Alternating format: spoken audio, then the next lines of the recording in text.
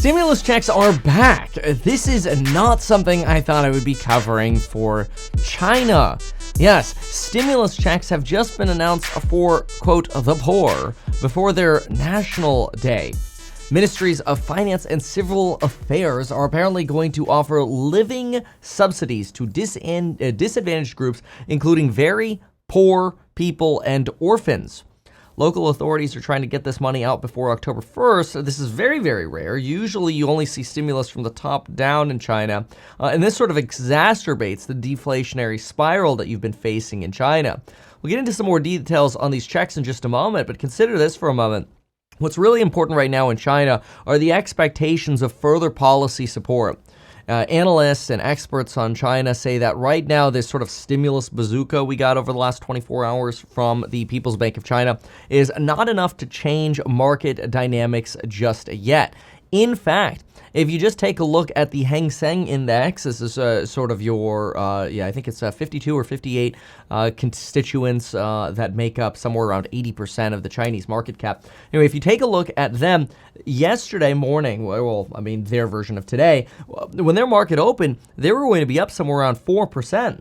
But take a look at this. The market already sold that 4% off down to just 68 basis points of gains, which, don't get me wrong, it's still positive, but you could see you went straight down. Futures were the rest of the difference here. But anyway, look at the Nikkei over here. The Nikkei also ran initially, fell, ran into lunch, fell, ran, fell, just couldn't keep it up. You did have the DAX over in Germany start rotating at least towards the positive direction. It did rotate up yesterday on the news of this Chinese stimulus. Their market's obviously still open at this point in time, but only, sitting at negative 32 basis points, so you're not even up. You had oil rally yesterday. Oil rallied about 2%.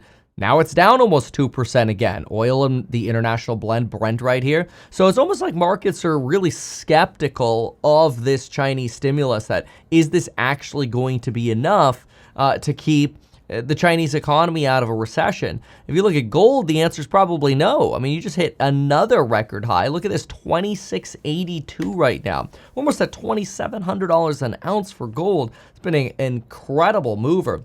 Now, some other facts to look at and details to understand regarding the stimulus is that deflation is just, unfortunately for China, very structural. Now, I see in the comments a lot of people are hoping that we'll have deflation in the United States, but deflation is self-perpetuating, self-fulfilling, and it's usually associated with a recession.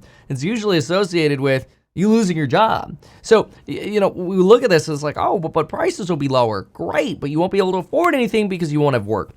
This deceleration is very bad that you're seeing in China, and frankly, it's gathering momentum. It's not slowing down. It's basically getting worse faster. So yes, hopefully this latest stimulus bazooka that we've seen can help China get ahead. But so far, the more China stimulates to build out capex, the more you create a deflationary spiral of more manufacturing, more potential manufacturing jobs, and more deflation as you now have created more competition, even though the market's not asking for that. That's why now you're getting a fiscal policy response of, okay, well, let's give poor people checks. That's great, and it could be a good chunk of money for some. I don't think it'll be this high. I think they'll really broaden out how many people receive these. But there are currently 4.74 million extremely poor in China. And they're allocating right now about let's see it here. There we go, a little oopsie-doopsie. $22 billion. So if we take $22 billion and we divide it by 4.74, million people, that could be as much as about $4,600 per each of those people. Now, given that China has a population of over about 1.5 billion people, I would suspect that more than just 4.7 million are going to be eligible for these checks, and so therefore the checks will probably be closer to something we saw during COVID, which in China was closer to about $500. In the United States, we had stimulus of somewhere around $6,000 per person on average. Anyway, National Day is a major holiday. It's usually a holiday that sees a lot of travel and consumption, so they're hoping that'll sort of offset the property slump and sort of the pretty gloomy stock market you've had out there. You are starting to see central bankers are actually sort of appreciating this idea of like, okay, cool. Yeah, maybe if we could just pump the stock market to all-time highs, we can kind of like keep the economy out of recession. And frankly, so far it's working. I mean, look at the United States, for example. Atlanta Fed, now real GDP data, showing us at a 2.9% estimate for Q3 GDP. We do get a GDP report tomorrow, so pay attention to that. And wow, we're pricing in 59% chance right now of getting a 50 basis point cut in November already. That's pretty remarkable. But tomorrow, September 26th at 5:30 in the morning, we'll be getting a GDP annualized quarter over quarter. Now, keep in mind, that's just the third read for Q2, so it's kind of old data. It's not really going to help us a lot. Same thing for the GDP price data for Q2. I think what's going to be a little bit more useful and probably more likely to move the market is at that same time we're going to get unemployment claims and continuing claims, which we're expecting to be 224,000 and 1.826 million. So we'll see. We will get durable orders and cap goods, but I don't think those are going to be as pressing as those unemployment claim numbers. This all comes at the same time as now China has apparently launched the first ICBM into international waters since like the 80s, which is kind of crazy to see. It's also a little bit scary because it's kind of like, wait a minute, why are you doing this, China? It's like they're trying to show us that they too can be a boss. Not great, but then you've also got some more expectations, obviously, that this is just the beginning of more easing. For example, they cut their medium loan facility rates down to 2% from 2.3. It's a 30 basis point cut. That might not mean a lot to you, so I'm just going to put it this way. It's the largest cut since 2016. Then the yuan is obviously strengthening on this because the United States is cutting rates and there are concerns potentially over recession or not. Where they are stimulating now actively on both actually now a fiscal and economic side. And there's some talk that they might end up moving to end it, like reducing rates that people get on their deposits. And not just people, but also corporations. They haven't done that yet, but there's some talk that they might end up doing that.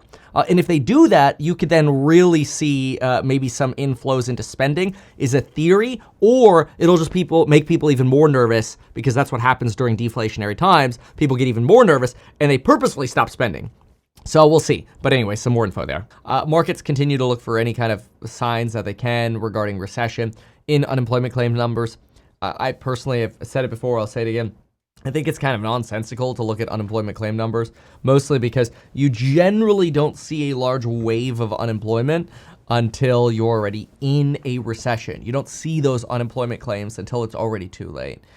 So we'll see, but what would be good is seeing the opposite, right? Let's see those 27 weeks unemployed and longer start declining again. Let's start seeing these unemployment claim numbers come in even lower.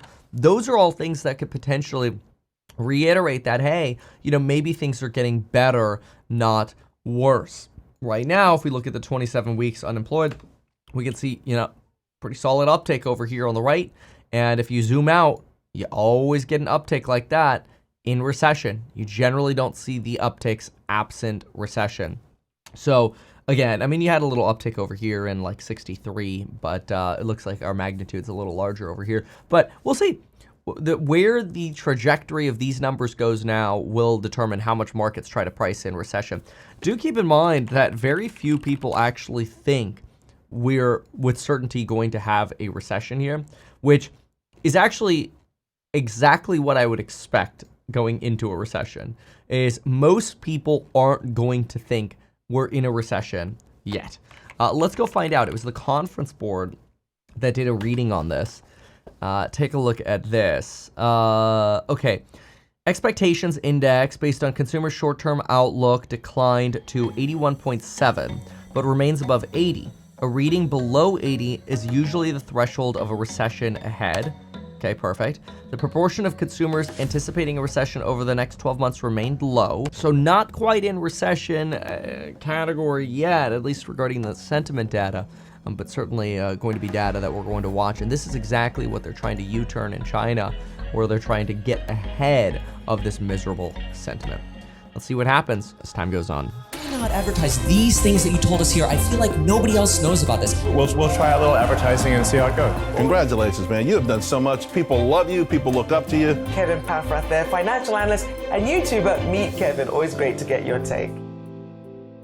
Even though I'm a licensed financial advisor, licensed real estate broker, and becoming a stockbroker, this video is not personalized advice for you. It is not tax, legal, or otherwise personalized advice tailored to you. This video provides generalized perspective, information, and commentary. Any third-party content I show shall not be deemed endorsed by me. This video is not and shall never be deemed reasonably sufficient information for the purposes of evaluating a security or investment decision. Any links or promoted products are either paid affiliations or products or services we may benefit from. I also personally operate an actively managed ETF. I may personally hold or otherwise hold long or short positions in various securities, potentially including those mentioned in this video. However, I have no relationship to any issuer other than HouseHack, nor am I presently acting as a market maker. Make sure if you're considering investing in HouseHack to always read the PPM at househack.com.